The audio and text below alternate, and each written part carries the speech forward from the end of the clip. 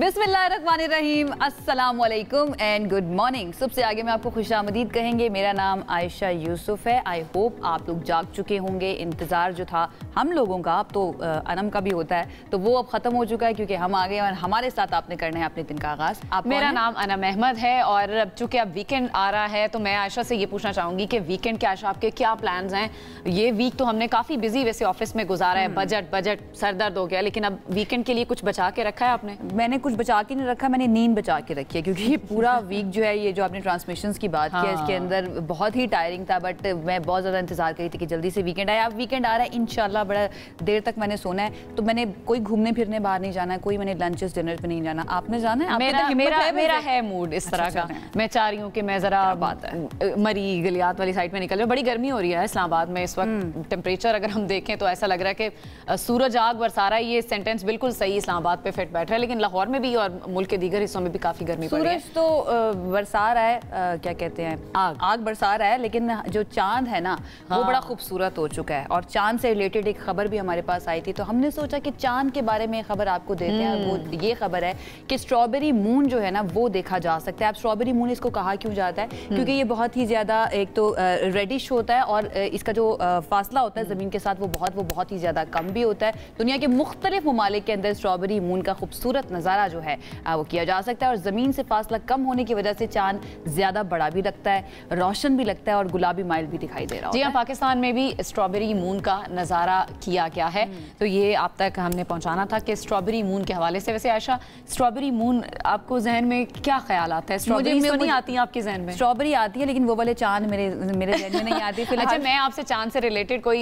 मैं कोई शेर सुनना चाह रही थी। मैंने कहा अगर चांद की हम बात करें तो आपको अगर शेरो शायरी से थोड़ा महबूबा हो मेरी कब, ऐसा मैंने सोचा था। शायर ने यही कहा था, चांद सी। क्या बात है, क्या बात है। चलिए जी, अब एक और आपके साथ स्टोरी शेयर करनी है। अमेरिका में एक घर से भाग जाने वाली पालतू ज़ेब्रा को हेलीकॉप्टर के जरिए जो है वो वापस लाया गया। आपने इससे पहले उड़ता हुआ ज़ेब्रा नहीं देखा होगा। हवा में ज़ेब्रे की हमने शक्ल शायद कभी नहीं देखा। हाँ, इस मुनफरिद ऑपरेशन की वीडियो जो है वो सोशल मीडिया पर इस वक्त खूब वायरल हो रही है और सारिफीन हवा में उड़ते हुए ज़ेब्रे को देखकर काफ़ी हैरान भी हैं और हैरानी शो करें और एक्साइटमेंट भी शो करें कि ये क्या नज़ारा है। अच्छा, आप तो लोगों के बारे में बता रही हैं, मैं तो ज़ेब्रा के बारे में सोच रही हूँ कि उसने ज़िंदगी में कभी ये सोचा होगा कि वो भी परिंदे की तरह उड़ेगा, ऐसे उड़ के जो है ना वो वापस अपने घर तक पहुँचता है। लेकिन सवाल ये है कि वो घर से भागा क्यों था? किसने उसको मजबूर किया घर से भागने के लिए? हमने पाकिस्तान के अंदर तो कुछ कुर्बानी के जानवरों को जब छत पे रखा हुआ होता है बहुत अरसा, क्रेन के जरिए नीचे उतारते हुए देखा कि क्रेन के जरिए उतारा जाता है, लेकिन वो भी उड़ते नहीं थे।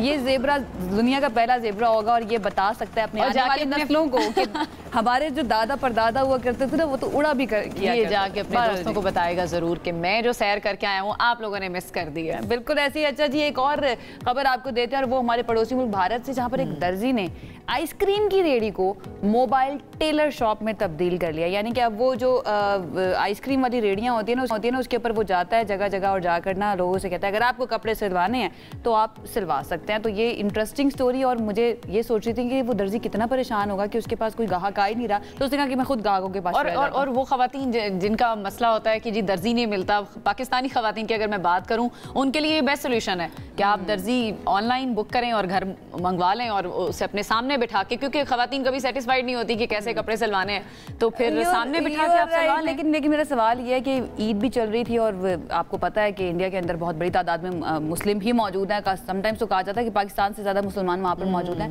तो उन्होंने कपड़े सिलवाने होंगे। ऐसा क्या है इस दर्जी के पास कि इसके पास ग्राहक नहीं आ रहे थे, उसको खुद जाना पड़ा? मुझे लगता है दर्जी को खुद सोचना पड़ेगा। मुझे लगता है कपड़े सही नहीं सीता है। यही वो खवातीन है जिनकी मैं बात कर रही थी, जो कभी सेटिस्फाइड नहीं होती अपनी दर्जियों से और हमेशा से यही कहती हैं कि जी आपने कपड़ों में ये गलत किया और ये गलत किया। मैं एहतजाज भी करती हूँ, अगर मेरा खराब हो जाए ना कपड़े तो मैं बहुत एहतजाज भी करती हूँ, ये मैं बता दूँ। एहतजाज की आप बात कर रही हैं तो अमेरिका में एहतजाज हो रहे हैं, उस हवाले से भी बता देते हैं। अमेरिकी रियासत कैलिफोर्निया में मुजाहिरीन जो हैं वो सड़कों पर निकल आए और मुजाहिरों का सिलसिला जो है वो जारी है। मुख्तलिफ रियासतों में ये मुजाहरा फैल चुका है। इमिग्रेशन हुकाम के खिलाफ बाल्टीमोर, न्यूयॉर्क, एटलांटा और शिकागो समेत मुख्तलिफ शहरों में ये मुजाहरे फूट पड़े हैं। काफ़ी सख्त पॉलिसियाँ हैं इमिग्रेशन, जिसकी वजह से लोग जो है वो अब सड़कों पर निकलने पर। अच्छा, न्यूयॉर्क न्यूयॉर्क की भी अगर बात करें तो वहाँ पर 2500 से ज़ायद अफराद मुजाहरा कर रहे हैं। एहतजाज करने पर 83 अफराद गिरफ्तार भी किए गए हैं, जबकि सैन फ्रांसिस्को में 150 और शिकागो में 17 मुजाहिरीन को गिरफ्तार किया गया है।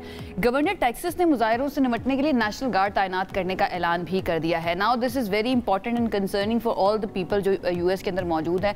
जितने भी इमिग्रेंट्स हैं वो अब उनको ख़तरा पड़ गया कि वो कहाँ पर रहेंगे, क्योंकि ट्रंप ने अपनी कैंपेन के दौरान भी, इससे पहले भी जब उनका टेन्योर था, उन्होंने यही बात बार बार की थी कि भाई ये जो इमिग्रेंट्स हैं इनको यहाँ से निकालना है, क्योंकि यहाँ पर आते हैं तो जो अमेरिकन हैं उनकी नौकरियाँ ले जाते हैं। बहरहाल ये उनकी सोच है, लेकिन अब इसको अमेरिकन जो है ना वो भी नहीं मान रहे हैं। और डेफिनेटली इमिग्रेंट्स की एक बहुत बड़ी तादाद है जो अमेरिका में रहती है, उनकी 2-2, 3-3 नस्लें वहाँ पर हैं, तो वो कहते हैं कि हमारा भाई क्या कसूर है, हम तो अरसा दराज से रह रहे हैं, आपकी इकोनॉमी के अंदर कंट्रीब्यूट कर रहे हैं, तो वो सड़कों के ऊपर टैक्स भी दे रहे हैं, टैक्स उसके बावजूद भी उनके साथ ही हो रहा है। चलो जी आगे बढ़ते हैं और आपको ये भी बताते हैं कि जो सर्दमौरी चल रही थी डोनाल्ड ट्रंप और इलॉन मस्क के दरमियान, तो एक सेकंड, सर्दमौरी नहीं थी, अच्छी खासी लड़ाई चल रही थी। चले इस तरह कहते हैं, अच्छी खासी लड़ाई चल रही थी, और वो लड़ाई जो है वो सोशल मीडिया तक भी आ गई। पता है कैसी होगी थी? तुमने ये किया था, तुमने ये किया था, तो एक दूसरे की ना राज फाश करना उन्होंने शुरू कर दिए थे। लेकिन अब ऐसा लग रहा है कि वो ऐसा नहीं लग रहा था, सौतनों वाला कुछ सिलसिला चल रहा था, कुछ ऐसा चल रहा था, लेकिन वो उसमें अब ट्विस्ट आ गया है कि यू टर्न आ गया, गुस्सा ठंडा हो गया।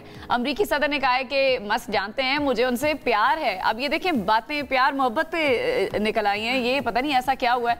सोशल मीडिया पर ताज़ा पोस्ट के बाद मस्क के साथ मुसालहत के लिए तैयार हैं, उनकी जानिब से ये भी कहा गया। और इलॉन मस्क ने गुज़श्ता रोज़ ट्रंप के खिलाफ सोशल मीडिया पर पोस्टों पर शर्मिंदगी का इजहार किया था। अच्छा, मस्क तो यहाँ तक कह रहे थे कि शायद वो अपनी पार्टी बनाने के हवाले से भी सोच रहे थे, और उन्होंने अवामी राय भी ली थी जिस पर उन्हें बड़ा मुस्बत सा जवाब मिला था, जी हाँ आपको पार्टी बनानी चाहिए। उन्होंने सवाल किया था, हाँ, सवाल किया था कि क्या एक नई पार्टी बननी चाहिए। लेकिन ट्रंप के बारे में उन्होंने ये भी कहा था कि उनकी इम्पीचमेंट होनी चाहिए। अब इम्पीचमेंट अमेरिका के अंदर यूएस प्रेसिडेंट के बारे में जब बात की जाए तो ये बहुत बड़ी बात होती है।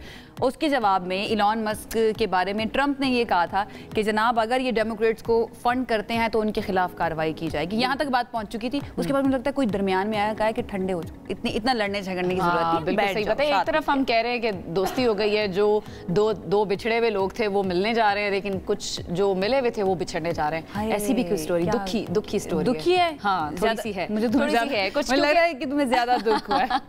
अच्छा वो बता देते हैं वो क्या है कि मारूफ गुलकार आसिम अजहर आप सब जानते हैं, बहुत ही खूबसूरत गाते हैं और बहुत ही फेमस भी हैं, आप सबके पसंदीदा है। और उनकी मंगेतर अदाकारा मीरब ने राहें जुदा कर ली हैं। जी हाँ, आसिम अजहर जो है उन्होंने इंस्टाग्राम के ऊपर एक स्टोरी अपलोड की है और लिखा है कि मंगेतर मीरब अली से अलहदगी का मैं ऐलान करता हूँ। आसिम ने स्टोरी में फैंस को मुखातिब करके लिखा है कि हम एक ज़ाती बात आपके साथ शेयर करना चाहते हैं, क्योंकि हम समझते हैं कि आप हमारे फैंस हैं, दोस्त हैं, और उनका ये हक है कि उन तक ये वाली खबर पहुँच जाए। बिल्कुल, और लोगों ने बड़े मिले जुले रद्द-ए-अमल का इजहार भी किया है। कुछ ने क्रिटिसाइज़ किया, किसी को इनका फैसला बिल्कुल पसंद नहीं आया, और किसी ने कहा कि अच्छा ठीक है। ज़ाहिर है जो फैंस हैं वो तो मायूस ही हुए हैं। अब उन्होंने ये भी कहा है कि ये हमारी बाहमी रजामंदी थी जिससे हमने ये फैसला किया, और रिस्पेक्टफुल तरीके से हम जो है वो अपनी राय अलहदा कर रहे हैं। और लेकिन ज़िंदगी हमेशा हमारी मर्जी के मुताबिक नहीं चलती, उनकी जानिब से ये भी कहा। ये वैसे बात बिल्कुल ठीक है, जैसा आप समटाइम्स सोचते हैं ज़रूरी नहीं है आयशा वैसा ही आपके साथ हज़रत अली का कौल है ना कि मैंने अपने इरादों के टूटने से खुदा को पहचाना है। और जॉन का शेर है कि बिछड़ना है तो झगड़ा क्यों करें हम।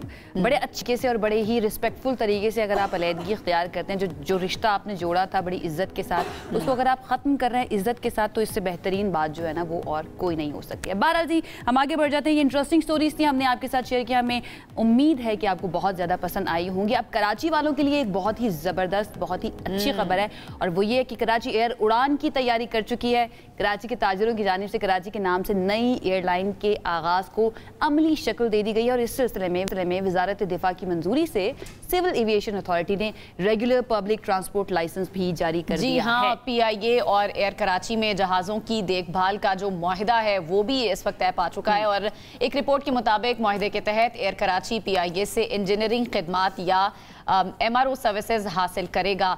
तो मुआहिदे पर CEO PIA air vice marshal Aamir Hayat और कराची एयर के चेयरमैन हनीफ गौहर और CEO air marshal retired Imran Majid ने दस्तखत भी कर दिए हैं। और तर्जुमान PIA ने यह भी कहा है कि इस मौके पर PIA और एयर कराची के आला हुक्काम मौजूद रहे, और इस तमाम सूरत हाल पर बात करने के लिए हमारे साथ हमें ज्वाइन किया है एयर कराची के चेयरमैन हनीफ गौहर साहब ने। हनीफ गौहर साहब को welcome, thank you so much sir हमें ज्वाइन करने के लिए। आई होप आप ठीक ठाक ठाक होंगे। सबसे पहले तो आपको मुबारकबाद भी देंगे और कराची वालों के लिए डेफिनेटली एक बहुत ही अच्छी खबर है। ये जो PIA और एयर कराची के दरमियान अब एक मुआहिदा हुआ है, उसके खदोखाल के बारे में सबसे पहले ज़रा बता दीजिए, उसके बाद हम एयर कराची के बारे में मज़ीद बात करते हैं।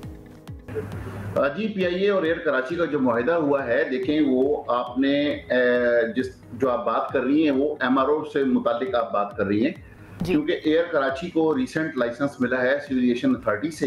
एयर कराची अब फ्लाइंग करने जा रही है, तो एयर कराची के AOC की रिक्वायरमेंट है कि तमाम डिपार्टमेंट के साथ वो जो है तो अपना कोई ना कोई MOU करेगा ताकि वो सिविल एविएशन से AOC ले सके। उस हवाले से हम ये समझते हैं कि पाकिस्तान की जो नेशनल कैरियर है वो PIA है, और PIA का जो MRO है, उनका इंजीनियरिंग डिपार्टमेंट जो है तो वो बहुत हाई क्वालिफाइड है। तो एयर कराची ने ये सोचा, क्योंकि एयर कराची जो है कराची को रिप्रेजेंट करती है, जो पाकिस्तान का सबसे बड़ा शहर है और कराची का सबसे ज्यादा पॉपुलेटेड शहर है, तो एयर कराची ने सोचा कि हम भी अपने नेशनल कैरियर के साथ, जो इस वक्त बहुत ज्यादा मेहनत कर रहा है हमारा नेशनल कैरियर इंटरनेशनल फ्लाइंग करने में, तो हम भी उनके साथ मिलकर काम करें। इस वजह से एयर कराची ने PIA के साथ जाने का सोचा, और आज अल्हम्दुलिल्लाह के PIA के CEO के साथ मुआहिदा किया, और इंशाल्लाह जो उनकी MRO की फैसिलिटी है एयर कराची तमाम। हनीफ साहब, अच्छा ये बताइएगा, PIA के साथ MRO सर्विसेज के हुसूल का फैसला कौन से ऐसे पहलू हैं जिनको मद्देनजर रखकर ये किया गया है? बिल्कुल, ये फैसिलिटी तो तमाम सर्विसेज देती हैं, बहुत सारे लोग हैं यहाँ पे जो ये सर्विसेज प्रोवाइड करती हैं। आपकी प्राइवेट कंपनियां बहुत सारी हैं, आपकी जारीज करती है, आपकी मेंजीज करती है, आपकी बाकी दीगर बहुत सारे इदारे हैं जो लोग करते हैं ये काम, लेकिन हमने प्रेफर किया PIA को, क्योंकि हमारा नेशनल कैरियर है और बहुत ज्यादा उनके पास इक्विप्ड इनका MRO सिस्टम है सारे का सारा, उनके इंजीनियर्स जो है तो बहुत ज्यादा क्वालिफाइड हैं, तो वी ट्रस्ट देम कि PIA के पास जो MRO सिस्टम है बहुत ज्यादा अच्छा है। इस वजह से हमने बहुत सोच समझ कर हनीफ साहब फिर कराची वालों के लिए बता दीजिए ना कि कब से कमर्शियल परवाजों का आगाज हो रहा है, क्योंकि वो बेताब हैं, वो जानना चाहते हैं। एंड देन रूट्स के बारे में भी बताइएगा, कौन कौन से रूट्स हैं, क्या फ्लाइट्स सिर्फ डोमेस्टिक हैं या कमर्शियल का भी साथ ही आगाज हो रहा है? एयर कराची जो अपनी तैयारी कर रही है, अब AOC की तैयारी है, जो अब आखिरी सर्टिफिकेट हमारा रह गया ऑपरेशन का, और तैयारों की भी तकरीबन हमारी बातचीत चल रही है, जो इंशाल्लाह बहुत ज्यादा, जो कम से कम 3 तैयारे रिक्वायर्ड होते हैं पाकिस्तान सिविल के कानून के मुताबिक, वो इंशाल्लाह ताला हम ड्राई लीज के ऊपर ले रहे हैं और बहुत जल्दी हमारे मुआहदे हो जाएंगे। और हमारी जो कोशिश है, जो हमने टारगेट टैगलाइन रखी हुई है, वो इंशाल्लाह 14 अगस्त को रखी हुई है कि 14 अगस्त तक हमारी कोशिश होगी कि हम अपना AOC भी करवा लें और हमारे तैयारे भी पाकिस्तान पहुंच जाएं। इस तरह इंशाल्लाह ताला अगले 2 से 3 महीने के अंदर। हनीफ साहब, अभी आयशा ने जिस तरह आपसे पूछा इब्तदाई तौर पर, जो रूट्स हैं वो किन इलाकों को कवर करेंगे, कौन से रूट्स होंगे, ये भी बता दें सर। जी, इनिशियली पाकिस्तान के जो 5 बड़े शहर हैं, कराची, लाहौर, इस्लामाबाद, पेशावर और कोयटा, और उसमें हमने छठा शहर सखर किया हुआ है। तो ये हमारे इनिशियल रूट्स होंगे, और ग्रेजुअली इंशाल्लाह ताला जैसे जैसे हमारे तैयारे बढ़ते जाएंगे तो हम दीगर जो छोटे शहर हैं पाकिस्तान के इंशाल्लाह। हनीफ साहब, सखर की आपने बात की, तो उस वहाँ के जो लोग हैं वो बहुत ज़्यादा चाह रहे थे कि वहाँ पर भी फ्लाइट्स आना शुरू हो जाएं, तो गुड टू हियर दैट। ये बताइएगा कि जो मुआहिदा है, ये पाकिस्तान की हवाबाजी की जो सनत है, उसके लिए आप क्या समझते हैं, कितना पॉजिटिव होगा और कितना ज़्यादा कॉन्ट्रीब्यूट करेगा इस सनत में? मैं समझता हूँ कि पाकिस्तान की 25 करोड़ की आबादी है, तो यहाँ पर जितनी एयरलाइंस अभी हैं वो नाकाफी हैं, तो यहाँ पर काफी गुंजाइश है कि हवाबाजी के शोबे में मजीद एयरलाइंस आनी चाहिए। और पाकिस्तान की जब एयरलाइन आएंगी डोमेस्टिक, और वही 1 साल के बाद जब इंटरनेशनल होगी, जो दूसरे जो इंटरनेशनल कैरियर्स हमारे यहाँ से पैसेंजर्स लेकर जा रहे हैं, तो मैं समझता हूँ कि पाकिस्तान का रेवेन्यू जनरेट होगा और पाकिस्तान में जो रोजगार है वो लोगों को मिलना शुरू होगा।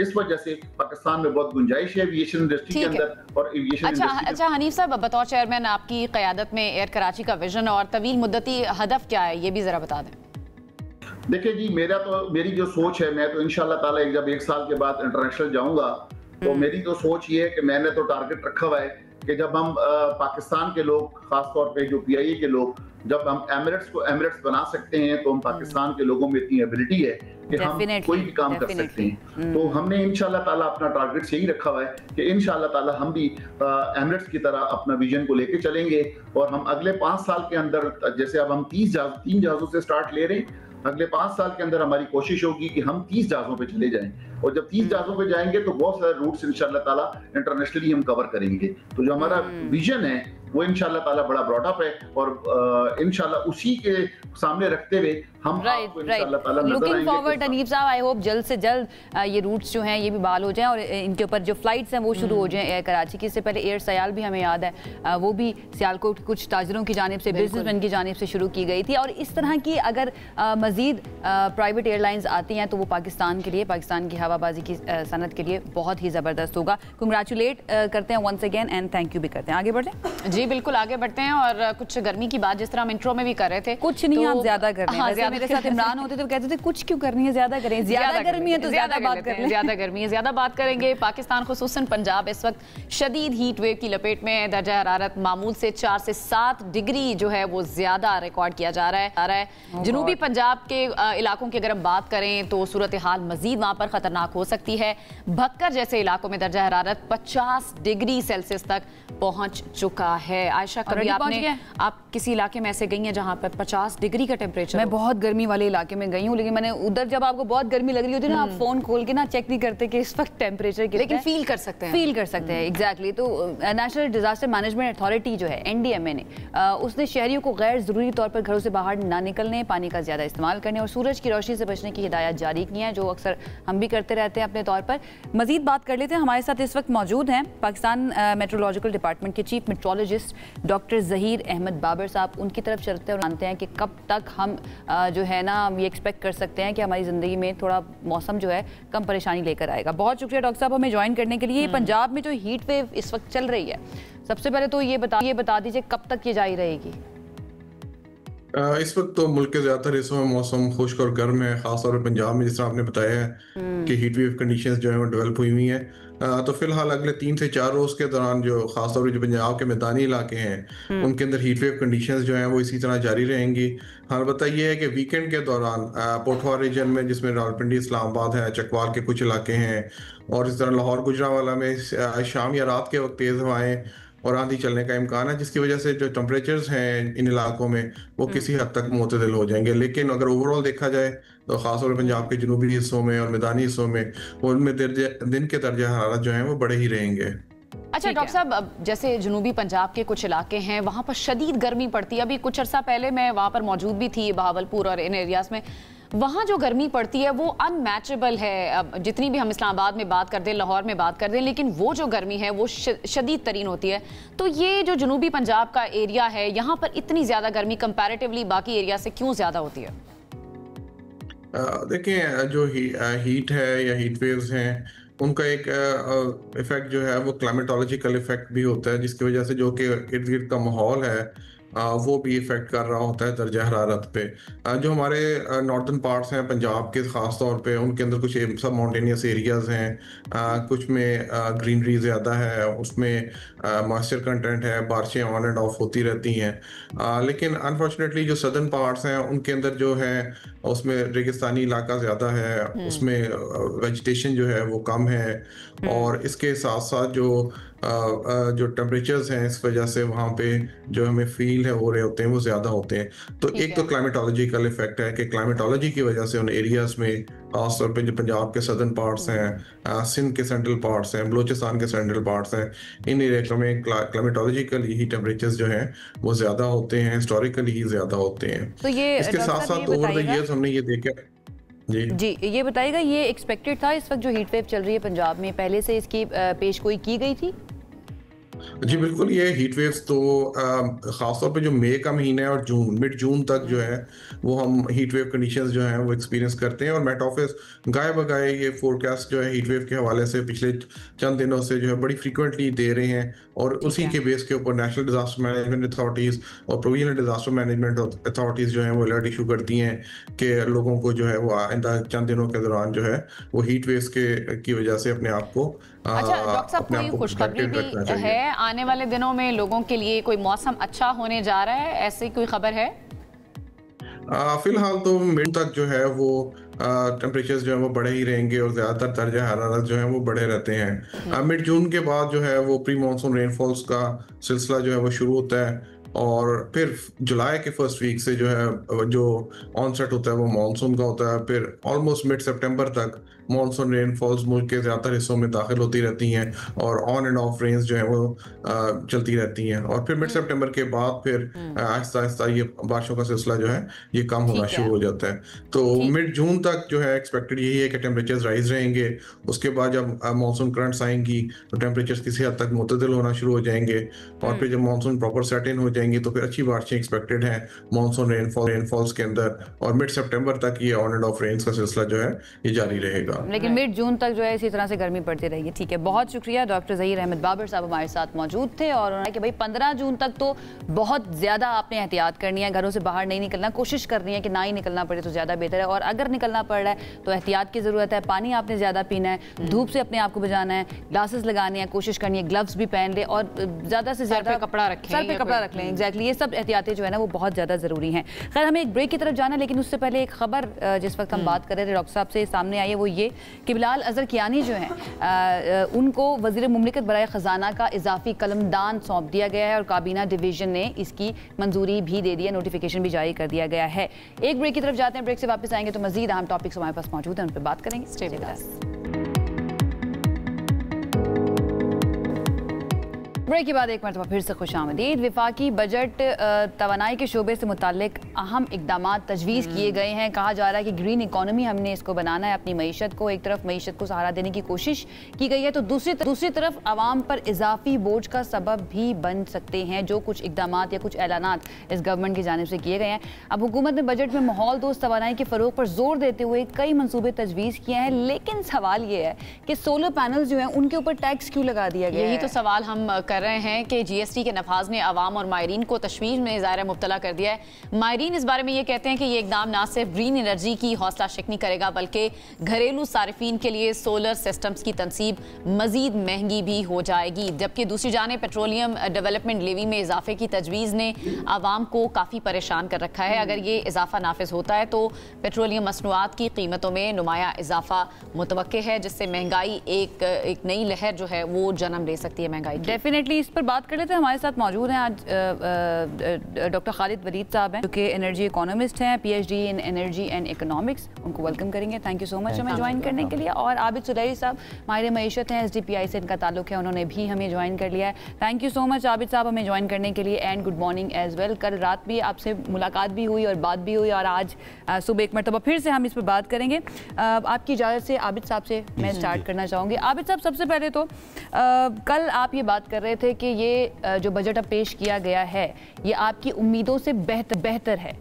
वंस अगेन हमारे जो नाजरीन इस वक्त देख रहे हैं सुबह के वक्त, आप थोड़ा सा एक्सप्लेन कीजिएगा आपको कैसे लगता है, क्योंकि आवाम का अगर हम रिएक्शन देखें, उनके रिव्यूज़ देखें, वो ये कहते हैं कि हमारे लिए तो कोई रिलीफ इसके अंदर है ही नहीं, तो फिर ये कैसे बेहतर है?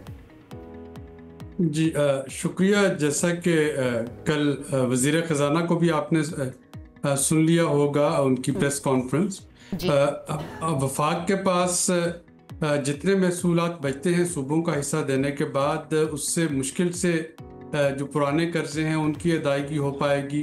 और इस वक्त बहुत इम्पॉर्टेंट है पाकिस्तान के दफाई बजट को बीफ अप करना, एक अग्रेसिव हमसाये के मौजूदगी में जो कि मुसलसल जंग की धमकियां दे रहा है। तो ये दो खर्चे पूरे करने के बाद बाकी हर चीज़ जो है उसके लिए नया कर्जा लेना होगा।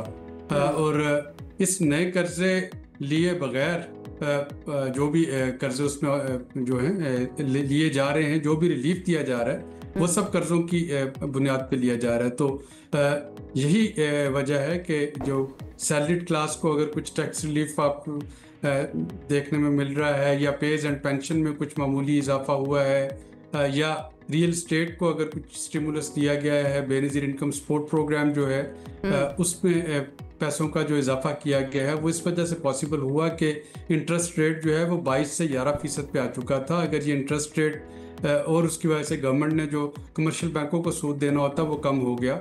अगर ये ना होता तो शायद जितने मैयर्स नज़र आ रहे हैं ये मैयर्स भी आपको नज़र ना आते, क्योंकि इनमें कतई तौर पे कोई गुंजाइश नहीं थी IMF के साथ जो नंबर्स लॉक हुए हैं इस तरह के रिलीफ प्रोवाइड करने की, स्पेशली फर्टिलाइजर और पेस्टिसाइड पे सेल्स टैक्स। तो आबिद साहब, पाकिस्तान अब कितने अरसे से जब भी बजट बनाता है तो जाहिर है कर्ज पाकिस्तान लेता हुआ आया, IMF से कर्जों के बोझ तले दबा हुआ है, तो ये आइंदा आने वाले सालों में हम यही देखेंगे, यही हमारी अगली नस्लें भी देखती रहेंगी, हम कब इन कर्जों के बोझ से निकलेंगे? कम से कम एक प्रोग्राम तो मजीद लेना होगा। ये वाला ख़त्म होता है 3 साल वाला प्रोग्राम तो और उसकी बुनियादी वजह जो है वो ये है कि हमने कोई भी प्रोग्राम जो था स्टैंड बाई एग्रीमेंट से पहले जो कि डॉक्टर शमशाद के दौर में पूरा हुआ उसको मुकम्मल नहीं किया था। जो 13 से 17 वाला प्रोग्राम था वो मुकम्मल तो हुआ, लेकिन उसमें भी 12 वेवर लिए थे हमने। जो कमिटमेंट की थी 12 कमिटमेंट्स हमने पूरी नहीं की थी और उस ज़माने में चूँकि अमेरिका से ताल्लुकात बहुत अच्छे होते थे लिहाजा वो वेवर मिलते रहे। लेकिन IMF के साथ डीलिंग में हमें याद रखना है कि जब भी हम कोई उसकी शर्त पूरी नहीं करते या अपने कही हुई बात पूरी नहीं करते तो अगला कर्जा जो है वो मुश्किल से मुश्किल होता जाता है, बिल्कुल एंटीबायोटिक की डोज की तरह। अगर आप उसको एक दफ़ा पूरा नहीं कोर्स करते तो अगली दफ़ा खुदा न खास्ता इन्फेक्शन होती है तो आपको वो डोज जो है बढ़ाना होती है या हाइपोटेंसी एंटीबायोटिक पे जाना होता है। तो IMF का कर्जा बिल्कुल इसी तरह से है कि आपके पास अगर कोई बैलेंस ऑफ पेमेंट क्राइसिस है, आप डॉलर्स की कमी का शिकार हैं, दिवालिया होने के करीब हो रहे हैं और आपने जो कमिट किया कि हम अखराजात कम करेंगे, हम आमदनी बढ़ाएंगे, अगर वो पूरी नहीं कर पाएंगे तो अगला कर्जा जो है वो मिल तो जाएगा लेकिन उसकी शराइत मुश्किल तरीन होती जाएंगी। और अब हम उस स्टेज पे हैं जबकि सारी शराइत को एडवांस में पहले पूरा करना होता है और उसके बाद कर्जे की ट्रांच रिलीज होती है। तो यही वजह है। आबिद साहब सोचना पड़ेगा कि इसके अलावा ऑप्शंस भी और क्या हैं हमारे पास, इस पे मैं बात करती हूँ, लेकिन मैं चाहूँगी डॉक्टर खालिद वलीद को भी हम शामिल गुफ्तगू कर लें। डॉक्टर साहब, ग्रीन इकोनॉमी की बात की गई और बार बार वज़ीर ख़जाना ने इस पर जोर भी दिया कि हमें क्लाइमेट चेंज इमरजेंसी लगाने की ज़रूरत है, ये बहुत इम्पॉर्टेंट भी है। और हम जब इक़दाम देखते हैं, सोलर पैनल्स के ऊपर टैक्स लगा दिया जाता है, उसके बाद जो हाइब्रिड गाड़ियाँ हैं वो हमें नज़र आती हैं कि उनके ऊपर टैक्स लगा दिया जाता है। तो फिर ये किस तरह से अचीव किया जाएगा टारगेट?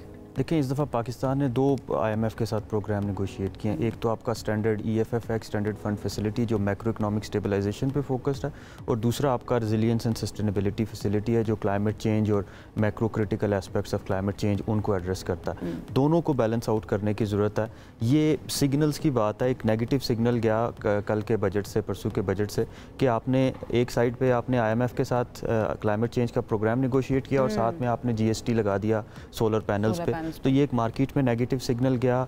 आप बेशक उसको लोकल मैन्युफैक्चरिंग को प्रमोट करें हैं, लेकिन आपने ये भी देखना है कि जो आपके इंपोर्टेड सोलर पैनल्स हैं क्या उससे मार्केट इस टाइम पे कम्पीट कर सकेगी। लोकल मैन्युफैक्चरिंग हो भी रही है, सवाल तो ये भी है, अगर हो ही नहीं रही किसी लेवल पे तो आप किस तरह से प्रमोट? देखिए, पाकिस्तान में अभी जो लोकल मैन्युफैक्चरिंग का लेवल है वो ये कि हम बाहर से पार्ट्स जो है वो इंपोर्ट कर लेते हैं और उनको जो है वो असेंबलिंग जो है वो होती है। तो अभी ट्रू सेंस में आपकी जो मैन्युफैक्चरिंग है वो है भी नहीं है। इसको शायद इंटीग्रेट करने की ज़रूरत है। आपका जो CPEC का फेज़ 2 है, आपके जो स्पेशल इकोनॉमिक जोन्स हैं उसमें जो चाइनीज़ कंपनीज़ हैं उनको रिलोकेट करके तो शायद लोकल मैन्युफैक्चरिंग स्टार्ट हो सके।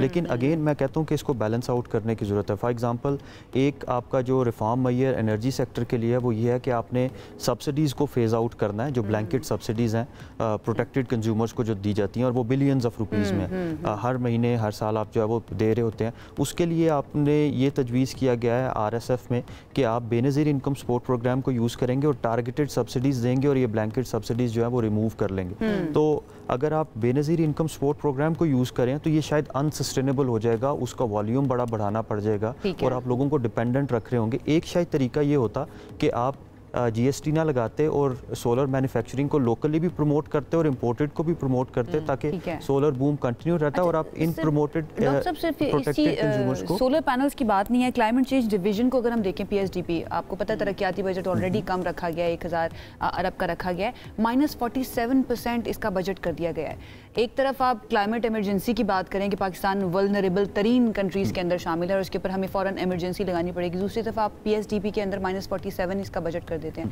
तो कॉन्ट्रडिक्टरी आपको स्टेटमेंट्स और इकदाम नहीं लग रहे हैं इस गवर्नमेंट के? जी बिल्कुल, दोनों साइड पे वही चीज़ कि आपको बैलेंस आउट करने की ज़रूरत है। एक साइड पे आप मैक्रो इकोनॉमिक स्टेबलाइजेशन ले रहे हैं, शायद आप PSDP कट करें, लेकिन अगेन दूसरी साइड पे आप क्लाइमेट का बजट कम करें। एक चीज़ हो सकती थी और होनी चाहिए कि जो पेट्रोलियम डेवलपमेंट लेवी की मद में आपने कार्बन लेवी लगाया वो एसेंशियली बेसिकली कार्बन टैक्सेशन है।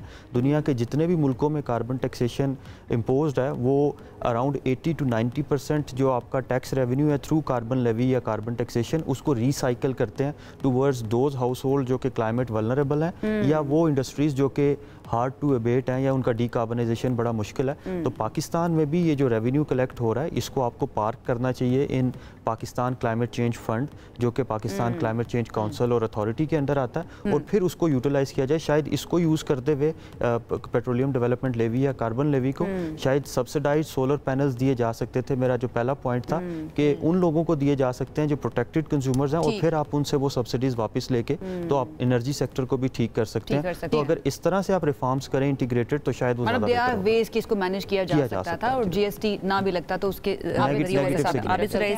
साहब ये जो तनख्वाहदार तबके पे थोड़ा सा बोझ हुकूमत ने कम किया है, जो टैक्स है उसकी शरह को कम कर दिया है, इसको आप एक तो किस तरह से देख रहे हैं? जो 12 लाख रुपए साल का कमा रहा है उस पर 2.5% जो है वो हुकूमत ने टैक्स कर दिया कम करके, तो ये कितना खुशाइंद है सैलरी क्लास के लिए? ये नहीं, जाहिर है कि इस वक्त तमाम बोझ जो था वो अभी तक तो सैलरी क्लास पे ही था। अगर ये बहुत ज़्यादा नहीं तो कम से कम एक सिंबॉलिक जेस्चर जो है वो ज़रूर गया, वरना जो सैलरी क्लास थी वो तो डरी बैठी थी कि अगला जो फर्दर टैक्स का टारगेट इंक्रीज़ होगा वो भी इन्हीं लोगों से लिया जाएगा जो कि पहले से टैक्स नेट में है। तो ये थोड़ा सा रिलीफ तो है, लेकिन इसके साथ मैं ये भी देख रहा हूँ कि महंगाई की शरह में भी इजाफा होगा और जो इनडायरेक्ट टैक्सेशन बाकी जो लगी है उसकी वजह से शायद ये आपको नहीं लगता कि इट्स टाइम कि हम सिंबॉलिकली ये जो इकदाम करें इनसे निकल आए, क्योंकि आवाम बहुत ज़्यादा परेशान है। On the other hand symbolically जो पार्लियामेंटेरियंस है उनको अपनी तनख्वाहों के अंदर कटौती करनी चाहिए थी, ये कहते हुए या ये सोचते हुए कि आवाम बहुत ज़्यादा परेशान है तो हम जो है थोड़ी सी कुर्बानी दे देते हैं। वहाँ पर 500% तक का इजाफा हो गया। बिल्कुल वो टाइमिंग दुरुस्त नहीं है। आल्दो के बजट के नंबर्स में शायद वो मैटर नहीं करते, लेकिन जो इजाफा है, लेकिन वो टाइमिंग जो है वो बिल्कुल दुरुस्त नहीं है। एक अच्छा गेस्टर यही हो कि इस वक्त जब पार्लियामेंट में उस बजट पे डिस्कशन हो रही हो तो पार्लियामेंटेरियन जो है उनको वॉलंटरीली कहना चाहिए कि जी हम इसमें इजाफा नहीं करते। यानी एक तरफ तो आपने मिनिमम वेजेस जो हैं उनको भी रिवाइज नहीं किया और इस वक्त जो 37,000 रुपया हमारी जो कम से कम उजरत मुकर्रर की हुई है पाकिस्तान में, वो वर्ल्ड बैंक का जो क्राइटेरिया है खत गुर्बत $4.20 का एग्जैक्ट उसके बराबर बनती है। यानी हर वो फर्द पाकिस्तान में जो कि मिनिमम वेज पे काम कर रहा है वो खत गुर्बत से नीचे रह रहा है। तो ये इसको बढ़ाने की ज़रूरत है। ये एक गवर्नमेंट पे किसी किस्म का इससे बोझ नहीं आता, बल्कि इंडस्ट्री के लिए एक बेंचमार्क बनता। पहले भी प्राइवेट सेक्टर में इसको मुकम्मल तौर पे जो है नाफिज नहीं करवाया जा सकता, लेकिन कम से कम एक आप सिग्नल तो देते कि हम जो है मजदूर की उजरत जो है मिनिमम उजरत उसमें इजाफा कर रहे हैं। हम तो खुद तस्लीम कर रहे हैं कि हमारे यहाँ मजदूर जो है वो खत गुर्बत से नीचे रह रहे हैं। तो इस तरह की इसमें अनोमलीज हैं। लेकिन जो अगेन कल जो वज़ीर ख़जाना ने एक बात की कि अगर ये बजट लेजिस्लेशन से पास नहीं होता तो शायद फिर एक मिनी बजट लाया जा सकता है, जो कि वो जो नंबर्स हैं वो IMF से सवाल ये है ना आबिद साहब कि इन एनोमलीज को कॉल आउट कौन करेगा? It is very important. Doctor साहब मैं चाहूँगी कि आपसे एक लास्ट कमेंट हम ले लें।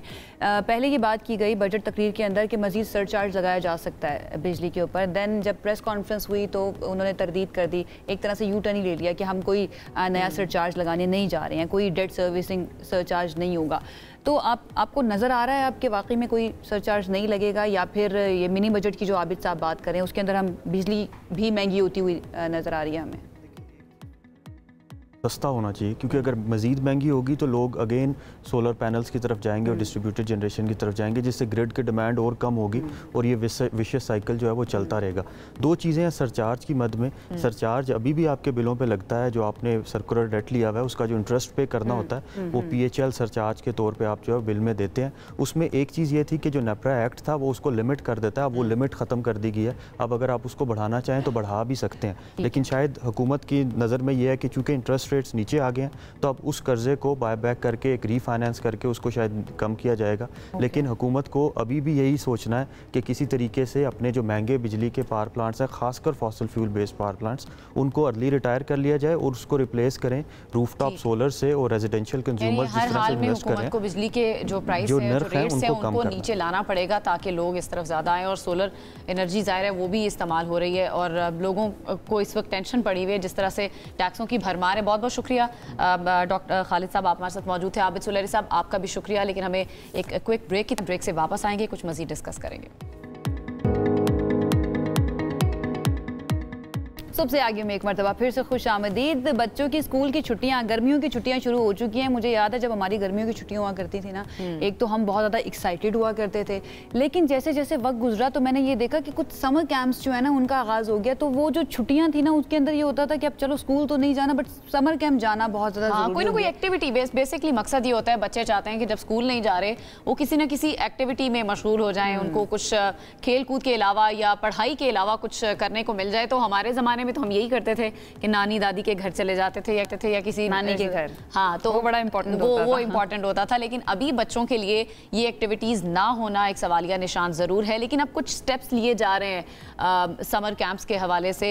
आर्ट्स, म्यूज़िक आप बच्चों को सिखा सकते हैं, टेक्नोलॉजी और ख़ुद एतमादी की तरबियत देना भी ज़रूरी है। वालिदैन भी अब ये समझने लगे हैं कि छुट्टियाँ सिर्फ आराम से वक्त गुजारने का नहीं बल्कि बच्चों को उनकी शख्सियत को संवारने का एक बेहतरीन मौका होता है। और इसी सोच को आगे बढ़ाते हुए पाकिस्तान का पहला टीवी शो जो है वो अब ला रहा है एक अनोखा समर कैंप, जो घर बैठे बच्चों के लिए सीखने, खेलने और तख्लीकी सलाहियतें निखारने का शानदार जरिया भी होगा। जी हाँ, यहाँ पर ये बता देते हैं आपको कि समर कैंप्स जो होते हैं उनकी एक फीस भी होती है और समटाइम्स हर पेरेंट्स जो है, तमाम पेरेंट्स वो अफोर्ड नहीं कर सकते, या फिर वो ये चाहते हैं कि बच्चे जो है ज़्यादा से ज़्यादा टाइम उनके साथ गुजारे और उनको दोबारा से स्कूल या समर कैंप्स में ना भेजना पड़े।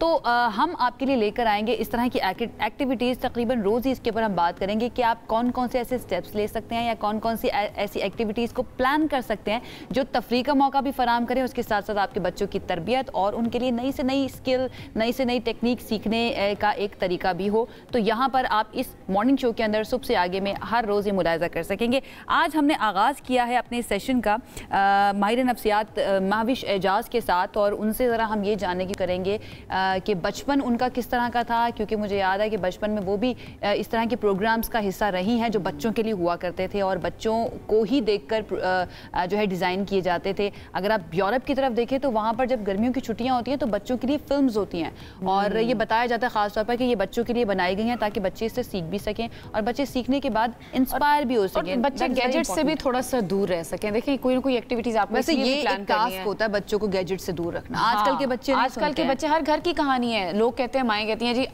आपको पता लगेगा, क्योंकि अब ये मुश्किल हो गया है हर घर की कहानी कि जब आपका टाइम आएगा। आपके बच्चे हो गए तो इनडायरेक्टली यही कहना चाह रहे थे, आपको तब पता लगेगा। जिनके बच्चे हैं ना उनसे पूछ लेते हैं। मामिश हमारे साथ मौजूद हैं, वैसे फिल्म क्रिटिक भी हैं, अक्सर वो मुख्तलिफ ड्रामास के ऊपर हमसे बात कर रही होती है, अपना तज्जिया दे रही होती है, लेकिन एक माहिर नफ्सियात भी हैं, तो उनसे आज ज़रा हम इसके बारे में बात करेंगे। Thank you so much Mavish, कैसी हैं आप? Looking very nice, good morning, I hope ठीक ठाक होंगी, अच्छी हुई है आपकी सुबह?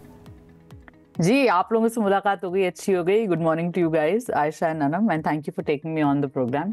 Glad to have you. Mavish, सबसे पहले तो आपको बचपन में लेके चलते हैं, जरा बताइए बचपन में हुआ करते थे पीटीवी के प्रोग्राम्स, अभी हम बात कर रहे थे हंसते गाते संग संग चलते रहना, क्या हुआ उन प्रोग्राम्स का, कहाँ चले गए वो?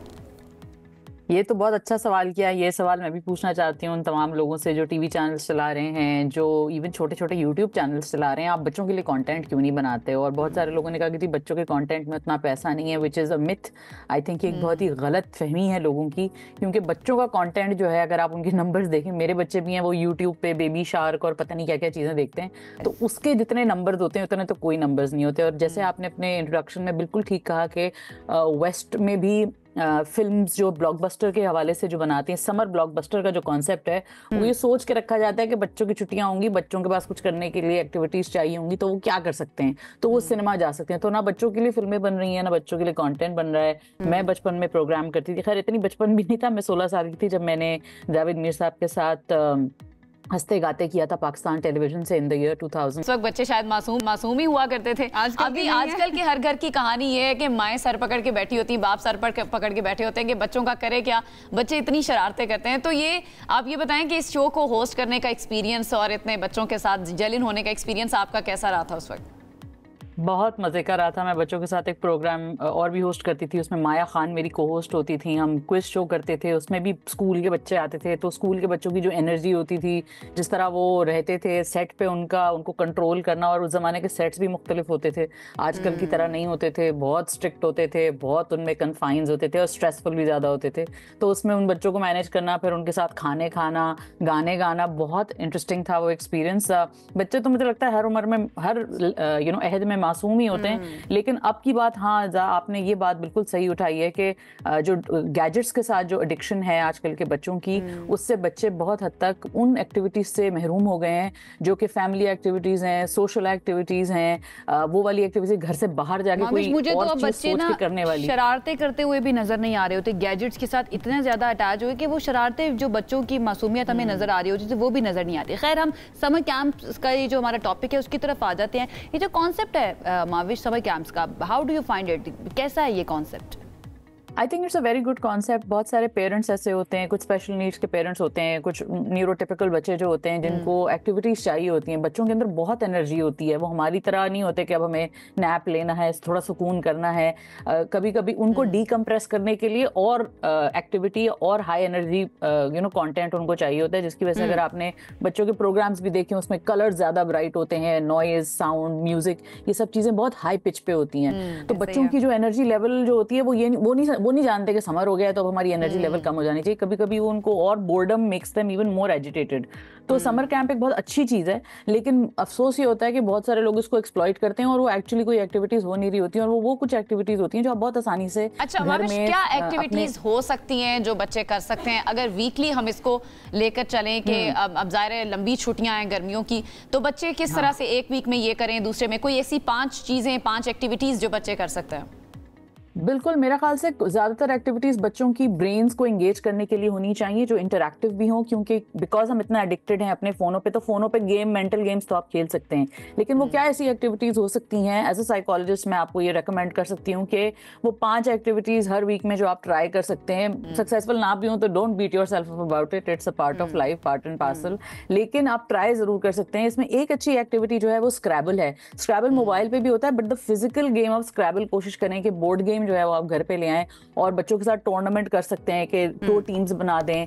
फैमिली जो है मिलके इसके ऊपर कर सकती हैं, 1 फैमिली वर्सेस अनदर फैमिली। स्क्रैबल एक बड़ा अच्छा वर्ड बिल्डिंग किस्म का गेम होता है, और मैं यही रेकमेंड करूंगी कि फोन पे ना खेलें। अब तो लूडो भी फोन पे आ गया, वो लूडो फोन पे ना खेलें, बोर्ड गेम फिजिकल लेकर आएं, और फिजिकली जब आप एज अ फैमिली मिलके उसको खेलेंगे तो वो एक बड़ी मजे की चीज आपके लिए बनेगी। उससे बच्चे अपनी वर्ड्स भी सीखेंगे। तो मसला है ना, आज के पेरेंट्स आजकल के कहते हैं हमारे पास टाइम नहीं है, बच्चे खुद ही खेलें और खुद ही अपने आप को एक्टिविटीज में इन्वॉल्व करें। इसके लिए तो फिर पेरेंट्स को खुद भी इन्वॉल्व होना पड़ेगा। बिल्कुल होना पड़ेगा, और ये दैट्स द फर्स्ट स्टेप। अगर आप खुद ही इन्वॉल्व नहीं है तो फिर आप जो मर्जी में आपको एक्टिविटी बता दूं, आप बता दें पेरेंट्स को, उसका कोई फायदा नहीं है। आपको खुद इन्वॉल्व होना पड़ेगा, और सारा दिन इन्वॉल्व होने की जरूरत नहीं है। आप कुछ घंटे निकाल दें, दिन के 2 घंटे भी निकाल देंगे तो वो काफी होंगे। इसके अलावा एक और बड़ी इंटरेस्टिंग चीज होती है, हम बचपन में खेलते भी थे कसौटी।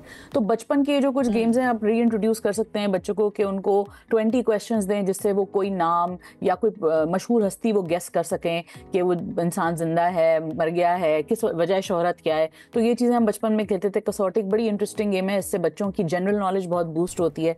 इसके अलावा एक और चीज जो कर सकते हैं वो ये कर सकते हैं कि हम उनको हर वीक एक थीम्ड स्टोरी का आइडिया दें कि आपने इस थीम के ऊपर कोई स्टोरी बनानी है। और वो ये नहीं है कि वो बैठ के वो लिख रहे हैं लंबा लंबा, वो इंटरैक्टिव कर सकते हैं कि भाई अब तुमने आके अपनी स्टोरी सुनानी है। एक तुम 5 मिनट लो, 10 मिनट लो, एक अच्छी सी स्टोरी सोचो। आज की theme let's say this week we can ask them कि आप फ्रेंडशिप के ऊपर एक अच्छी सी स्टोरी सोचें और बताएं। इससे बच्चों की इमेजिनेशन बूस्ट होगी। अब AI का दौर है, हम हर चीज चैट GPT पे नहीं छोड़ सकते, हमें खुद बच्चों की अपनी इमेजिनेशन को, क्रिएटिविटी को बूस्ट करने के लिए इस तरह कहा जाता है कि बच्चे जो है ना, बच्चे वो नहीं करते जो आप कह रहे होते हैं, बल्कि बच्चे वो करते हैं जो देख रहे होते हैं, जो आप कर रहे होते हैं, आपके एक्शंस को देख रहे होते हैं। अगर पेरेंट्स खुद चैट जीपीटी यूज कर रहे हैं, ऑल द टाइम फोन हाथ में है, टीवी चल रहा है, तो बच्चों ने डेफिनेटली यही सारा काम करना है। तो उससे पहले मुझे लगता है कि पेरेंट्स को अपने आप को तब्दील करना पड़ेगा। लेकिन बहुत अच्छे जो आपने अभी तक रिकमेंडेशंस दी हैं वो बहुत ही ज़बरदस्त हैं।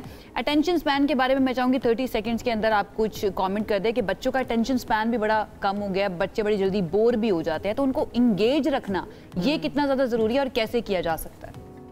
फिजिकल एक्टिविटीज में जितना ज्यादा बच्चों को डालेंगे, जिसमें उनके आई हैंड मोटर कोऑर्डिनेशन वाली जो चीजें यूज होती हैं, उससे आपका आंखों का, हाथों का, पैर का, वो सारी चीजें जो एक फिजिकल एक्टिविटी में, like for example riding a bike या क्राफ्ट्स जो अब आप एक्टिविटीज करते हैं, उससे अगर आप बच्चों को इन्वॉल्व करें तो इससे आपका अटेंशन स्पैन बहुत बेहतर हो सकता है। सिमिलरली हाई शुगर, हाई जो इस तरह की चीजें होती हैं, उसको जरा कंट्रोल में रखें। हमारे यहाँ बच्चे कैंडी, सोडा, जिस पे बहुत ज्यादा हम लोग आसानी से दे देते हैं बच्चों को, तो अगर इस पे थोड़ा हाथ वाला रखा जाए तो बेहतरी आ सकती है अटेंशन स्पैन में। राइट, यानी कि डाइट का भी ख्याल रखते हैं, उसके साथ साथ जितनी ज्यादा फिजिकल एक्टिविटीज होंगी उतना ज्यादा बच्चों के लिए अच्छा होगा। And now it's time for the remedy बच्चों के लिए। अच्छा माविश, कुछ बच्चे ऐसे भी होते हैं जिनको अगर हम देखें तो स्कूल्स के अंदर उनकी तमाम जो प्रॉब्लम्स हैं उनको रिजॉल्व नहीं किया जा रहा होता या उन पर काम नहीं किया जा रहा होता। लाइक कुछ बच्चे जो होते हैं बहुत शाय भी होते हैं, कॉन्फिडेंस का उनके अंदर मसला होता है। तो पेरेंट्स जो हैं इस समर कैंप के अंदर ऐसे कौन सी एक्टिविटीज प्लान कर सकते हैं जिससे उनके कॉन्फिडेंस के अंदर इजाफा हो? कॉन्फिडेंस का सबसे बड़ा जो तोड़ होता है वो पब्लिक स्पीकिंग होता है, जो कि सबसे बड़ा चैलेंज भी होता है एट द सेम टाइम। बच्चों के कॉन्फिडेंस को बूस्ट करने के लिए जो बेसिक चीज़ है वो ये कि उनकी जो शाइनेस है वो कहीं ना कहीं से रूटेड है, कोई फियर है। तो कॉन्वर्जेशंस एक तो सबसे पहले बच्चों से करनी चाहिए, इससे पहले कि आप उनको डायरेक्ट धक्का दे देंगे, चलो बेटा अब जाके तुम 5 मिनट की स्पीच करो सबके सामने। तो उनके साथ कॉन्वर्जेशन करें, जितनी बात कर सकते हैं कि बेटा आपको किस चीज़ से डर लगता है, क्या बात है, मैं हूँगा, आप मेरी तरफ देख लेना। तो अगर ऑडियंस में किसी को एक जीरो इन करके किसी एक बंदे को देख लें, अपने माँ बाप की एक मुस्कुराती भी शक्ल देखेंगे, तो उससे उनका कॉन्फिडेंस बहुत बूस्ट होगा। सिमिलरली उनको ये फियर ऑफ फेलियर की जो कॉन्वर्जेशन है वो भी बड़ी इंपॉर्टेंट है। एक्टिविटीज की जहां तक बात करें, आप छोटे ग्रुप से शुरू कर सकते हैं कि चलें अब हम सिर्फ माँ बाप भाई बहन बैठे, बेटा अब आप हमको एक स्टोरी सुनाओ, tell me about your day.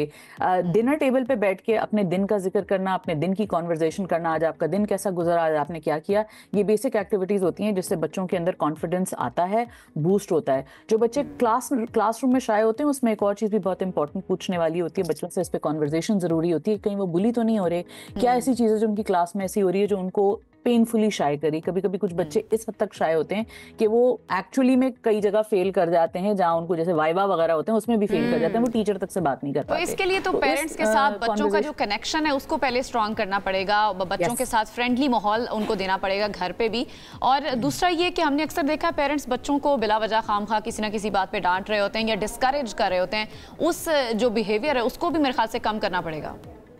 बिल्कुल 100% ये झिड़कना बात बात पे। अच्छा देखें, ये नहीं मैं कहती कि आप बच्चों को डांटें नहीं गलत बात पे, अगर उन्होंने कोई वाकई को गलत चीज की है तो डांटें। लेकिन हमारे यहाँ कुछ पेरेंट्स ऐसे होते हैं, सब नहीं ऑब्वियसली, लेकिन कुछ पेरेंट्स ऐसे होते हैं जिनको लगता है डिसिप्लिन करने का मतलब ये है कि बच्चे की हर चीज पे उसको या तो डांटते रहो या उसको क्रिटिसाइज करते रहो। ओवरली क्रिटिकल पेरेंट्स जो होते हैं वो हमेशा इनसिक्योर अडल्ट्स रेज करते हैं, और इसीलिए बहुत जरूरी है कि हम अपने बच्चों को इंसाफ के साथ, जितना कि मुमकिन हो सकता है इंसाफ के साथ उनके साथ ये डांट वाला मामला रखें। बात बात पे डांटना, बात बात पे झिड़कना एक बहुत स्ट्रॉन्ग अडल्ट नहीं क्रिएट करेगा। वो ऐसा अडल्ट होगा जो बड़े होकर दूसरों को भी बुली कर सकता है और भी उसकी शख्सियत में बहुत तोड़ फोड़ का वो शिकार हो सकता है। मुझे ऐसा लगता है बच्चों की ट्रेनिंग से पहले ना पेरेंट्स की ट्रेनिंग होना बहुत ज्यादा जरूरी है कि उन्होंने बच्चों को कैसे पालना है। बहुत शुक्रिया, माविश इजाज हमारे साथ मौजूद थी। इन द एंड में यही कहूंगी ब्रेक पहले कि अपने बच्चों के साथ वक्त बिताइए, बच्चों के साथ वक्त गुजारना बहुत ज्यादा जरूरी है, इस मोबाइल फोन से निकलना बहुत ज्यादा जरूरी है, तभी आप बेहतर एडल्ट्स जो है ना उनको क्रिएट कर सकते हैं। एक ब्रेक की तरफ जाते हैं, ब्रेक से वापस आएंगे, मजीद बात करेंगे, साथ रहिए। ओके जी, वेलकम बैक। कराची के मसाइल के हवाले से हम अक्सर बात कर ही रहे होते हैं, लेकिन एक और मसला जो है वो सर उठा रहा है। पानी की किल्लत का मसला कराची वालों को जीने नहीं दे रहा है। ऐसे में ज़ेरे ज़मीन जो सतह ख़तरनाक हद तक वो कम हो गई है, और पहले ही टैंकर माफिया ने शहरियों को परेशान किए रखा था, और अब कमर्शियल बोरिंग ने कराची वालों को उनकी जो ज़िंदगी है वो अजीरन कर दी है। ये कहा जाए तो गलत नहीं होगा। वो कहते हैं ना कि मुश्किलें इतनी पड़ी कि आसा हो गई, लेकिन कराची वालों के लिए आसानी कहीं पर नजर नहीं आ रही। मलीर और लांडी का इलाका जो है अब धंसना शुरू हो चुका है, इतना पानी निकाल लिया गया वहाँ से। सिंगापुर की एक टेक्नोलॉजिकल यूनिवर्सिटी है, उसके माहिरीन अर्जियात ने यह दावा किया कि कराची के इलाके लांडी और मलीर 2014 से 2020 के दौरान 15.7 सेंटीमीटर तक धंस चुके हैं।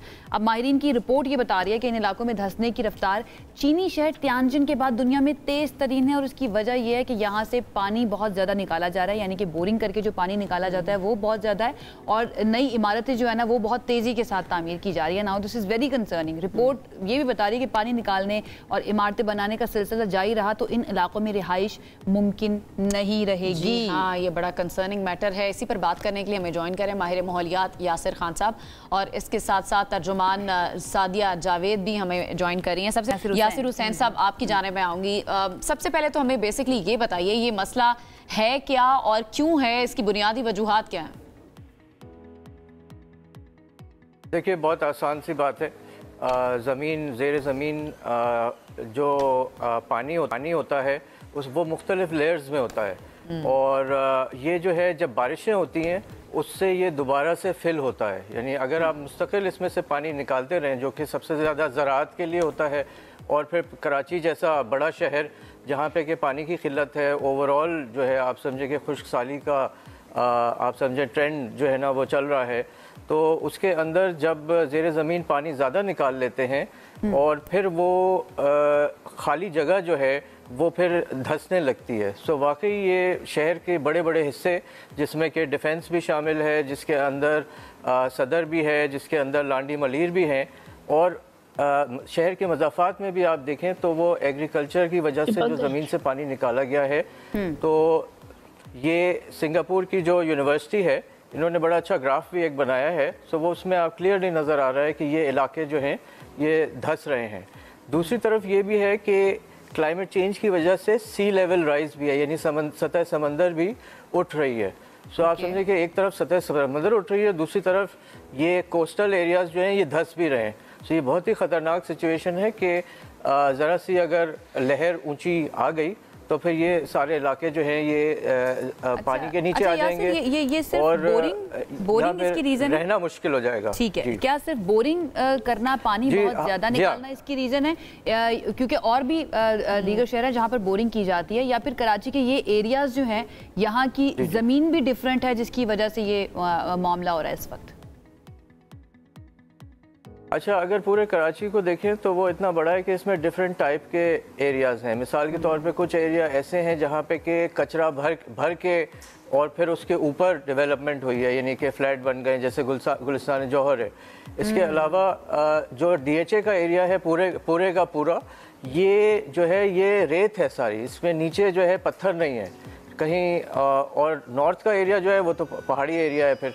तो ये रेत वाले एरिया जो है, यहाँ पे जितनी आप ऊपर बड़ी बिल्डिंग्स जो कि अब बन गई हैं और 17-18 टावर्स यहाँ पे बनने हैं, ये धंसते चले जाएंगे। ये इसकी स्टडीज़ पहले भी हुई हैं, मारवी मजहर ने की है, जिसमें कि ये उन्होंने कोर्ट में भी ये बताया था, लेकिन ये इन्होंने इजाज़त फिर भी ले ली है ये बड़ी बिल्डिंग्स बनाने की इस एरिया में भी।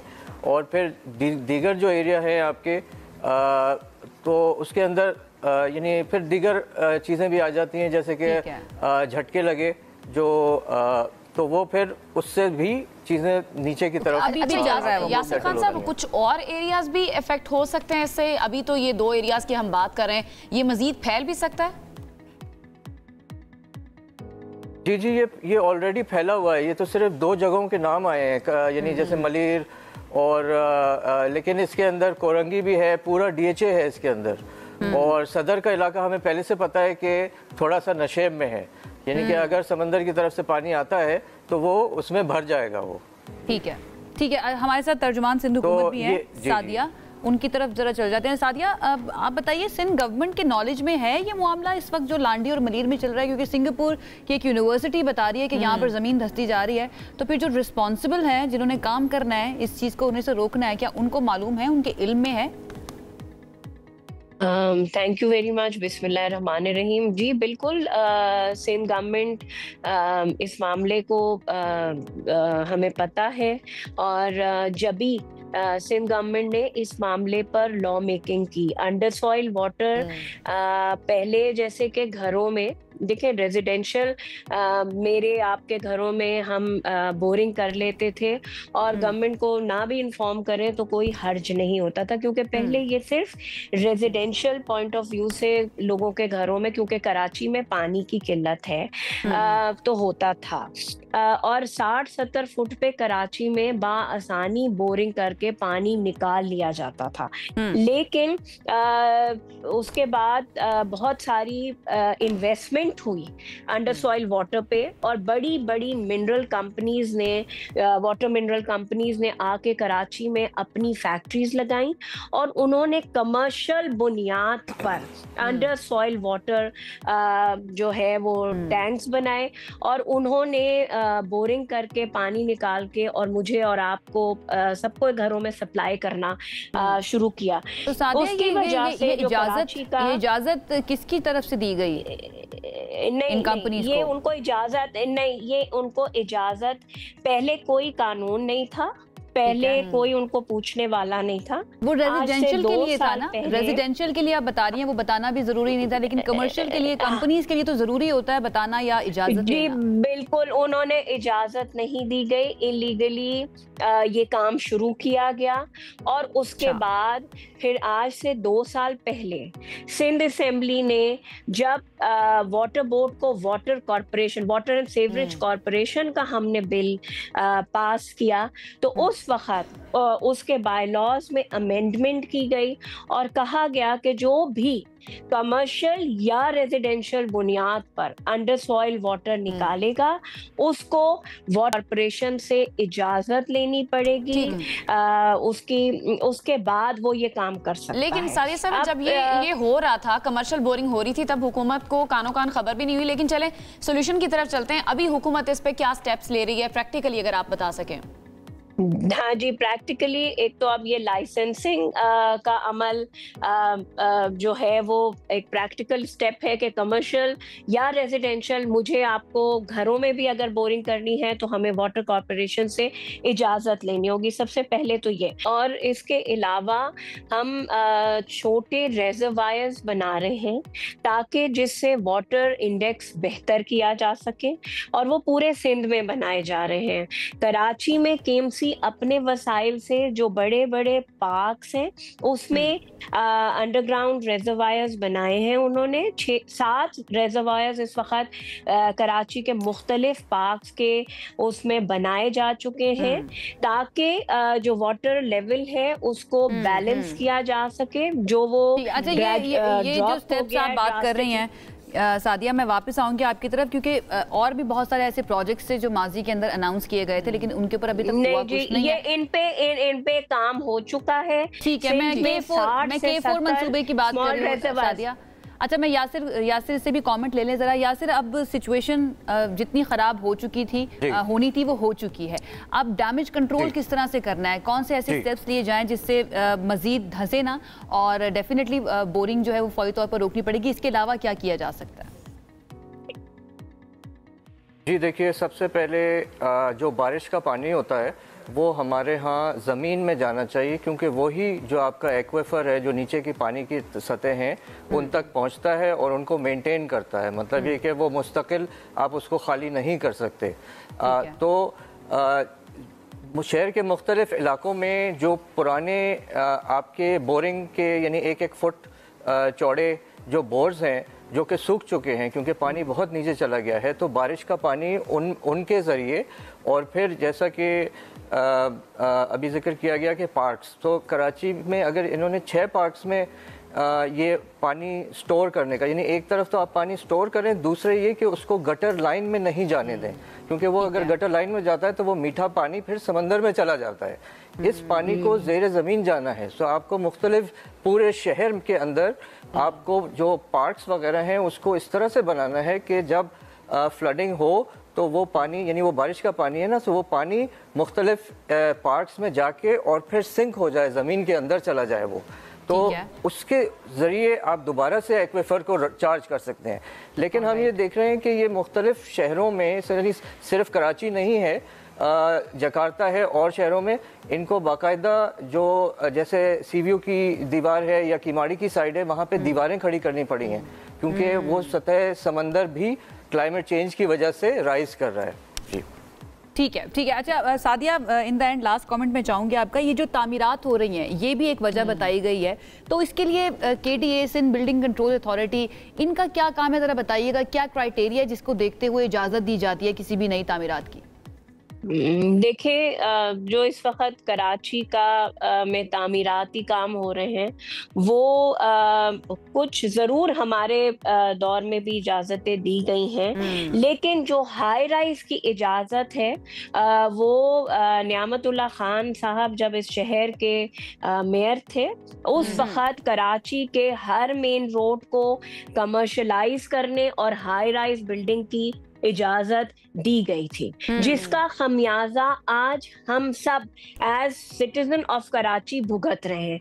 कराची कंक्रीट सिटी बनता जा रहा है, जैसे कि हम दुबई जाते हैं या न्यूयॉर्क जाते हैं, उस तरह कराची को जो है वो जो कराची का मास्टर प्लान है, मैं बार बार अपने मुख्तलिफ प्रोग्राम्स में ये बात कर चुकी हूँ कि कराची के मास्टर प्लान को रिविजिट करने की ज़रूरत है, जो हमारी गवर्नमेंट को करना चाहिए, लेकिन लोग शोर शराबा शुरू कर देते हैं, ऑपोजिशन करते हैं।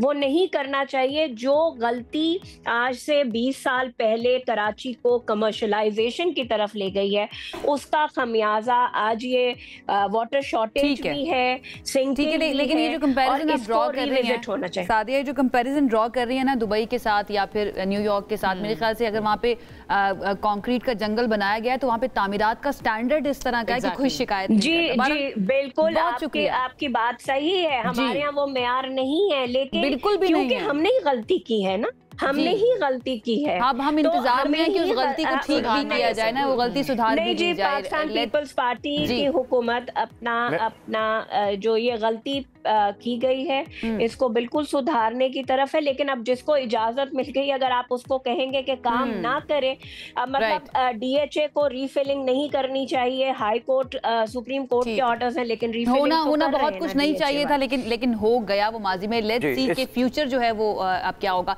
यासिर 10 सेकंड से आप कमेंट करना चाह रहे हैं? इसमें ऐड करना चाहता हूं। जी जी जी जी जी जी पीपल्स पार्टी ने 1 महीने पहले ही पूरे कराची में सिंध बिल्डिंग कंट्रोल अथॉरिटी के थ्रू तमाम एरियाज़ में इजाज़त दे दी थी कि कमर्शियल और यूज़ के लिए, और उसको फिर रिवर्स किया गया क्योंकि इतना शोर मचाया गया कि ये इतना आप समझें कि वाइल्ड किस्म का एक्शन ये इन्होंने किया था पीपल्स पार्टी ने। इसके अलावा पीपल्स पार्टी ने इन्वायरमेंटल इम्पैक्ट असेसमेंट, जो कि एक रिक्वायरमेंट होती है, जो DHA में टावर्स अब 17-18 के करीब टावर्स तामीर हो रहे हैं, इनके लिए ये जो लीगल रिक्वायरमेंट है कि इन्वायरमेंट का इम्पैक्ट तो देखा जाए कि ये ज़मीन सही है भी कि जहाँ पे कंस्ट्रक्शन की जाए, इसको बाकायदा तौर पे CM के ज़रिए उनको एग्जेम्प्ट कर दिया गया है, क्योंकि ये बड़े बिल्डर्स हैं। इसलिए बात ये है कि DHA सिंध गवर्नमेंट के अंडर नहीं आता, कंटोनमेंट के अंडर आता है। Cantonment is operated by the federal government. हमारा ये रोना है, CM एग्जेम्प्ट नहीं दे सकता, उनका ठीक है। चलिए आप दोनों का पॉइंट आ गया। वक्त हमारे पास सादिया खत्म हो गया। Yasir, thank you so much आप दोनों का हमें ज्वाइन करने के लिए। उम्मीद हमारी कि ये इशू जो रेज किया गया है इस प्रोग्राम के थ्रू या इस खबर के थ्रू, उसके ऊपर काम भी किया जाए, और अगर गैर कानूनी तामीरात की इजाजत माजी में दी गई है तो फ्यूचर में ना दी जाए, फ्यूचर को सिक्योर किया जाए। बिल्कुल सही बात है। आगे बढ़ते हैं जी। पाकिस्तान की IT और ITE सर्विसेज की बरामदात के हवाले से हमने बात करनी है। एक नया संग मील इस हवाले से उबूर किया है। इक्तिसादी सर्वे 2024-25 के मुताबिक जुलाई ता मार्च के दौरान IT बरामदात में $541 मिलियन का इजाफा हुआ है, और इसके बाद 2.82 अरब डॉलर तक ये पहुंच चुका है।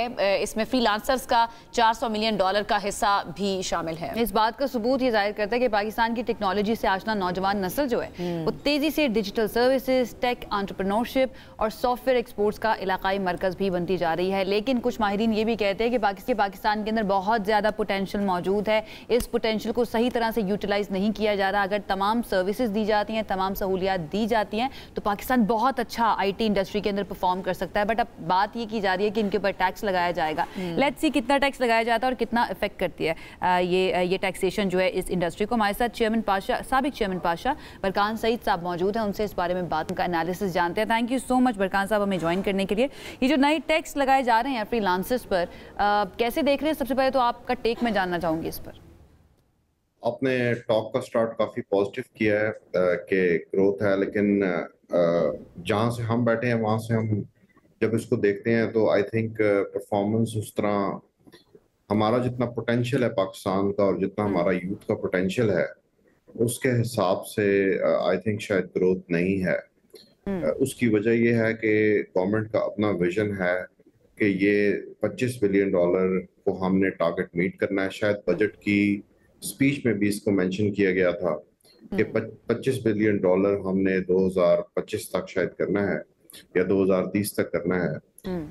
उसके मुकाबले में जब मैं ग्रोथ के नंबर्स देखता हूँ और उसके मुकाबले में जो मैं बजट में एक्शंस देखता हूँ और जो जिस तरह जो नंबर्स देख रहा हूँ, तो उसमें मुझे कोई उस लेवल पे नजर नहीं आ रहा कि अगर आपका विजन है और आपका गोल है तो आप सिर्फ एक बैंड एड टाइप जो है एक्शंस करके अगर आप समझ रहे हैं कि आप या एक नारा लगा के कि आप इतना एक्सपोर्ट कर लेंगे, तो आई थिंक उस तरह हमारे एक्सपोर्ट के नंबर्स नहीं हैं। ठीक है। टैक्सेशन की जहां तक आपने बात की कि नए टैक्सेस लगाए जा रहे हैं, उसमें भी अनफॉर्चुनेटली आईटी इंडस्ट्री को एक बहुत बड़ा टैक्स जो इम्पैक्ट करता है वो सैलरी टैक्स है जो एम्प्लॉयज देते हैं, और वो क्योंकि पाकिस्तान में बहुत ज़्यादा है तो आईटी इंडस्ट्री में लोग जो हैं आपकी फॉर्मल इंडस्ट्री छोड़ के लोग फ्रीलांसिंग इंडस्ट्री ज्वाइन ज़्यादा कर रहे हैं। इसी वजह से आपको फ्रीलांसिंग के नंबर अच्छा बरकान साहब, आपने पोटेंशियल के हवाले से शुरू में बात की, तो आपकी नज़र में कितना पोटेंशियल है नौजवानों में और इससे फ़ायदा किस तरह से उठाया जा सकता है अगर इस सेक्टर पर काम किया जाए? इस सेक्टर ने पास्ट में 35% 40% ग्रोथ दी है। अभी जो इस साल के नंबर्स हैं वो 23.7% ग्रोथ है, तो आपको कम से कम 40% तो टारगेट करना चाहिए। और डेफिनेटली दुख की बात यह है कि जो सेक्टर वाहिद आपको ग्रोथ दे रहा है आप उसको भी सीरियसली उस पर काम नहीं करें और उसमें भी आप जो हैं वो एक पॉलिसी कंसिस्टेंसी नहीं दे सक रहे। ठीक है, आपने IMF को मैनेज करना है, आपने अपने रिजर्व्स बढ़ाने हैं और आपने कुछ करना है, लेकिन आपको सीरियसली इन चीज़ों पे काम करना होगा। अगर आप देखें इस वक्त आपके पास और ये अभी तक जितनी भी ग्रोथ है आपकी, ये इस वजह से है कि आपको जो यूथ है वो खुद यूट्यूब से चीज़ें सीख के, खुद बहुत सारी चीज़ें सीख के वो ये नंबर्स प्रोड्यूस कर रहा है। लोग Amazon पे काम कर रहे हैं, लोग ई-कॉमर्स कर रहे हैं, लोग AI पे काम कर रहे हैं। बहुत शुक्रिया प्रोग्राम में वक्त देने के लिए। सबसे आगे में यहाँ पर वक्त है एक ब्रेक का, हम अभी वापस आ रहे हैं। Stay with us. This segment is brought to you by Jazz and Allied Bank Limited. माहौलियाती तब्दीली पाकिस्तान का एक बहुत बड़ा मसला है, उस हवाले से हमने बात करनी है। हुकूमत की जानिब से भी बजट में माहौलियाती तब्दीली को एक तरजीही हैसियत जो है वो दी गई है। इसका इजहार इससे मुताल्लिक कई शोबों में ज़्यादा रकम मुख्तस करने, साफ तवानाई में सरमायाकारी, कार्बन लेवी के नफाज और शफाफियत की निगरानी के लिए इदारा जाती इस्लाहात के ज़रिए किया गया है। ये बजट एक ऐसे मालियाती मॉडल की तरफ मुंतकिली को ज़ाहिर करता है जो कि माहौलियाती तहफ़्फ़ुज़ और मजबूती को कौमी इक़्तिसादी मनसूबा बंदी की बुनियाद तस्वुर करता है। बिल्कुल, और मनी मैटर्स का ये सेगमेंट है, इसके अंदर आपको पता है हम पाकिस्तान की इकोनॉमी और डिफरेंट शोबाजात के ऊपर बात करते हैं, सो दैट कि बेहतरी कैसे लाई जा सकती है। एंड बजट अभी रिसेंटली पेश किया गया है, अब लेट्स सी इसके ऊपर कानून साजी इसी तरह से होती है या इसमें कुछ तब्दीली भी हो सकती है। हमारे साथ मौजूद हैं एज ऑलवेज मारूफ माहिर मईशत फरहान बुखारी साहब, उनकी तरफ चलते हैं, उनसे बात करते हैं। Thank you so much Farhan साहब हमें ज्वाइन करने के लिए। ठीक ठाक है जी? अस्सलाम वालेकुम जी, बिल्कुल फर्स्ट क्लास। सवाल इसके कि गर्मी बड़ी है आज, गर्मी बहुत ज़्यादा है, इसमें कोई शक नहीं। और ऐसा लग रहा है कि ये जो अब एक तो क्लाइमेट कंट्रोल की, ग्रीन इकोनॉमी की बात करें एंड देन सोलर पैनल्स के ऊपर अगर आप GST भी लगा देंगे, ज़्यादा टैक्स भी लगा देंगे, उसके बाद ये गर्मी का तोड़ किस तरह से करेंगे, मुझे कुछ समझ नहीं आ रही है। आपको लग नहीं रहा कि कॉन्ट्रडिक्टरी है, बातें कुछ और की गई हैं, स्टेप्स कुछ और लिए गए हैं? मुझे जो ज़्यादा इसमें काबिल एतराज़ समझ लीजिए, जो कि फ़ीडबैक हमें मुख्तलिफ माहिरीन से आ रही है, जो एक इसमें प्रॉब्लम लग रहा है वो ये कि मुल्क को दरपेश जितनी बड़ी इमरजेंसी है उसके मुताबिक इमरजेंसी एक्शन अभी हमें नज़र नहीं आता। हो सकता है कि अगले चंद महीनों में जो एक्शन लिए गए हैं, लेकिन माहिराना तब तक स्वेरिटी भी तो फिर ज़्यादा हो जी जाएगी। बिल्कुल। और जो इस दफ़ा मानसून का भी अर्ली अराइवल के बारे में कह रहे हैं, वो कि फ़िलहाल बहुत गर्मी है, और फिर मानसून से मुतल्लिका फिर ये भी परेशानी हो जाती है कि खुदा न खास्ता कहीं सैलाब वैलाब ना आए मुल्क में। तो ये अगले चंद महीने में तो IMF के साथ जो हमारा प्रोग्राम है, अभी हम पहले भी इस पे बात कर रहे थे, पिछले सेगमेंट में डॉक्टर खालिद वलीद हमारे साथ थे, वो बताए थे कि हम IMF ने हमें क्लाइमेट कंट्रोल के लिए भी, क्लाइमेट एक्शन के लिए भी अलहदा से फंड्स दिए हैं। तो वो एलोकेट कहाँ पर होंगे? क्योंकि PSDP के अंदर हम देखें तो इसका जो बजट है ऑलरेडी आधा तकरीबन कम कर दिया गया है। GST लगाया जा रहा है सोलर पैनल्स के ऊपर, उसके साथ साथ हाइब्रिड गाड़ियाँ जो हैं उनके ऊपर भी हम देख रहे हैं कि टैक्स लगाया जा रहा है, ड्यूटी लगाई जा रही है। तो स्टेप्स कुछ और बता रहे हैं, तकरीरें कुछ और बता रही हैं, and I am not able to understand. जी बिल्कुल सही है। और अगले दिन जब वज़ीर ख़जाना ने एक प्रेस कॉन्फ्रेंस की बजट से पहले इकनॉमिक सर्वे पे, तो उन्होंने उस वक्त ये बताया कि जी वर्ल्ड बैंक से जो अगले 10 साल में $20 बिलियन का एक माहिदा है, उसमें उनका कहना ये था कि 1/3 क्लाइमेट से रिलेटेड। अब उसमें ज़राअत भी है और भी चीज़ें हैं, फॉरेस्ट्री का बहुत बड़ा एक मकाम है, लेकिन फ़िलहाल फॉरेस्ट्री के हवाले से, दरख्तों के हवाले से कोई बहुत बड़ा कदम हमें नजर नहीं आता। हुकूमत ने आके बिलियन ट्री मंसूबा भी शुरू किया था, जी बिल्कुल। अब देखते हैं सूबाई हुकूमतें क्या करती हैं। मैं हाल ही में किसी से कह रहा था कि पेशावर में एक ज़माने में बड़ी शोहरत थी फॉरेस्ट्री इंस्टीट्यूट की, एक बहुत बड़ा फॉरेस्ट्री इंस्टीट्यूट था और वहाँ पे ट्रेनिंग भी होती थी लोगों की। अब साल से उसके बारे में कुछ नहीं सुनते। बिल्कुल। और ग्लेशियर्स पिघलने का जो एक मसला है क्लाइमेट चेंज की वजह से पाकिस्तान में, ये बहुत ज़्यादा सर उठा रहा है और पानी की किल्लत वैसे ही पाकिस्तान में है और इंडिया की तरफ से भी ज़ाहिर है, जो अभी हमें पिछले कुछ अर्से में देखने में मिला और वो कह रहे हैं हम आपका पानी बंद कर देंगे। पाकिस्तान को इस मसले को किस तरह से टैकल करना है? देखिए, पानी बंद करना तो कहना तो बहुत आसान है, लेकिन बंद होता कोई नहीं है। और ख़ास तौर पे जो 4 दिन में हमें मई में कामयाबी हासिल हुई, उसके बाद तो बहुत मुश्किल है, बल्कि नामुमकिन के बराबर है। हमें अपने मुल्क में वाटर कंजर्वेशन के लिए, पानी की बचाव के लिए बहुत से इक़दाम की ज़रूरत है। मसलन चावल की फसल जब हम एक्सपोर्ट करते हैं तो एक माहिर ने मुझे कई साल पहले बताया और वो बात दिल को लगी कि हम साथ ही साथ पानी भी एक्सपोर्ट करते हैं, क्योंकि चावल की फसल इतनी ज़्यादा पानी खींचती है। अच्छा, एक अल्टरनेटिव तरीका भी है चावल उगाने का, जो कि ड्राई बेड कल्टीवेशन टेक्निक्स को अपनाते हुए। जी, और उसमें होता ये, लेकिन उससे ज़्यादा होती है। This is one part of it. आप वाटर कंजर्वेशन की बात कर रहे हैं। इस क्लाइमेट चेंज को या क्लाइमेट कंट्रोल के लिए हमें ऐसी पॉलिसीज़ बनानी पड़ेंगी। आपको लगता है आपने बजट को अच्छी तरह से कवर किया, इक़्तिसादी सर्वे की पूरी बुक भी आपके पास थी, आप उसके बता भी रहे थे, हमें भी समझा रहे थे।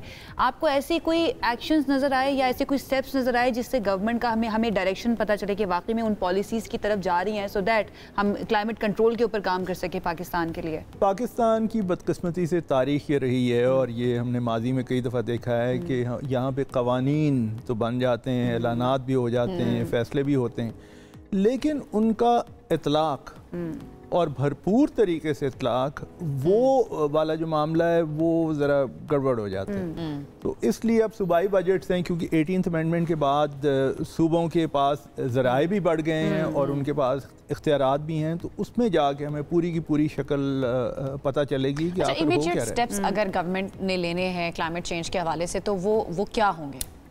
सबसे बड़ा इस वक्त बहरान जो है वो ज़राअत का है।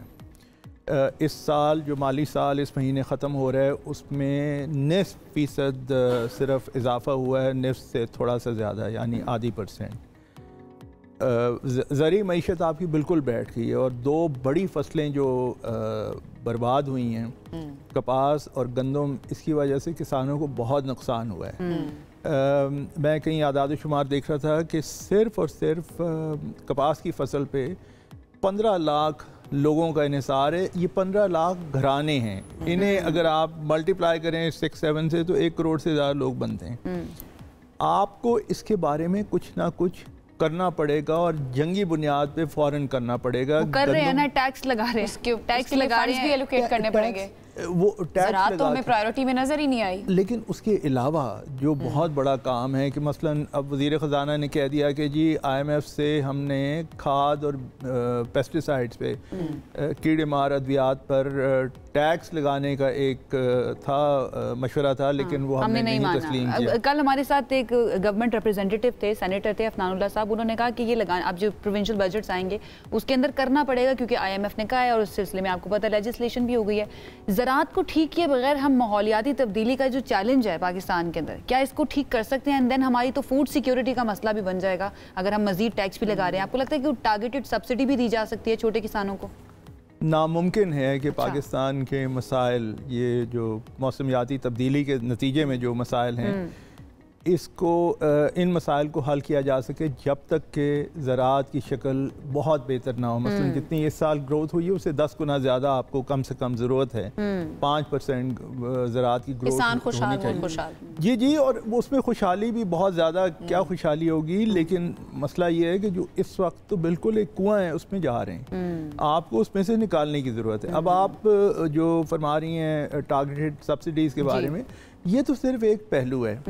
बदकिस्मती से हमारे मुल्क में ये हुआ है कि जब से डेवोल्यूशन हुई है ये सदर मुशर्रफ के ज़माने में, तो ज़िले सतह पर जो हुकूमत की जो गिरफ्त होती थी वो तकरीबन ना होने के बराबर हो चुकी है। और उससे नीचे आप जाएं, तहसीलों में जाएं तो है ही नहीं। तो आपको कोई ना कोई सिस्टम एक डिवाइस करना पड़ेगा और बहुत जल्दी करना पड़ेगा कि किस तरह आप अपनी पॉलिसीज को ग्राउंड तक लेके जाएं। लेकिन अभी तक फरहान साहब लग ऐसा नहीं रहा है, हमें डायरेक्शन अपनी वैसी नहीं रही है। और जाते जाते एक आखिरी आपको मिसाल दे दूं कि जब भी आप यहाँ से इस्लामाबाद से लाहौर मोटरवे पे जाते हैं, मुझे तो ये चीज़ बहुत ज़्यादा स्ट्राइक करती है, दोनों तरफ दूर तक यूकलिप्टस के वो दरख्त लगे हुए, ये सबसे बुरी है किस्म, इस किस्म की जमीन के लिए पानी खींचती है और हमें वाटर को इस वक्त जो है कंजर्व करने की जरूरत है। बहुत शुक्रिया। फरहान बुखारी साहब हमारे साथ मौजूद थे। हमने कोशिश की कि क्लाइमेट एक्शन के सिलसिले में गवर्नमेंट की जो स्टेप्स हैं या पॉलिसीज हैं, बातें तो की गई थी कि इसके ऊपर बहुत ज़्यादा काम किया जाएगा, लेकिन अब क्या वाकई में किया जा रहा है या नहीं किया जा रहा है, उसके लिए शायद थोड़ा सा और इंतजार करना पड़ेगा। वक्त खत्म हो चुका है प्रोग्राम का। आपसे मुलाकात करेंगे कल। अपना बहुत ख्याल रखिए। अल्लाह हाफ़िज़। This segment is brought to you by Jazz and Allied Bank Limited.